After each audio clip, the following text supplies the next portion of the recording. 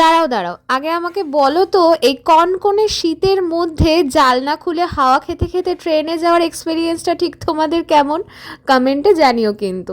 কলেজে পৌঁছে class complete করে প্রত্যেক দিনের মতন আমি একটা আলুর চিপস খেয়েছিলাম, আর তারপরে চলে যাই কলেজে। গিয়ে ক্লাস কমপ্লিট করে সবার সাথে বসে চুটিয়ে একটু আড্ডা মারছিলাম। হ্যাঁ, কলেজের প্রতি যে আমার প্রচুর অগাধ ভালোবাসা এমন নয়, কিন্তু কলেজে আমি কয়েকজন বন্ধু পেয়েছি যাদের সাথে সত্যি আমি সারাটা দিন থেকে কখন যে সময়টা কাটিয়ে ফেলি আমি নিজেই বুঝতে পারি না।